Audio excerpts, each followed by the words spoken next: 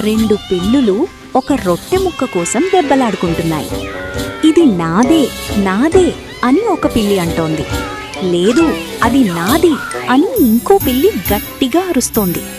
ఇలా ఇద్దరూ హోరాహోరీగా గొడవ పడుతున్నారు. కోతి చెట్టు నుండి దిగివచ్చి చెప్పింది, ఇంత చిన్న రొట్టె కోసం ఎందుకు గొడవ పడుతున్నారు? దాన్ని చెరిసగం పంచుకోండి, నేను మీ ఇద్దరికీ సమానంగా పంచిస్తాను. పిల్లులు కొంచెం ఆలోచించి అంగీకరించాయి. అరే, ఇప్పుడు రెండో ముక్క పెద్దగా అయిపోయింది అని చెప్పి ఆ ముక్కలో కూడా కొంచెం తినేసింది. మళ్ళీ మొదటి ముక్క, మళ్ళీ రెండో ముక్క. ఇలా కోతి మొత్తం రొట్టె ముక్కను కోతి తినేసింది. ఒక్కసారిగా చెట్టెక్కి హాయిగా కూర్చుంది.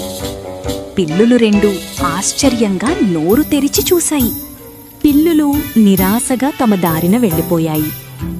ఈ కథ మనకి ఒక నీతి చెబుతుంది. ఇద్దరి మధ్య గొడవ జరిగితే లాభం ఎప్పుడూ మూడో వ్యక్తికే జరుగుతుంది.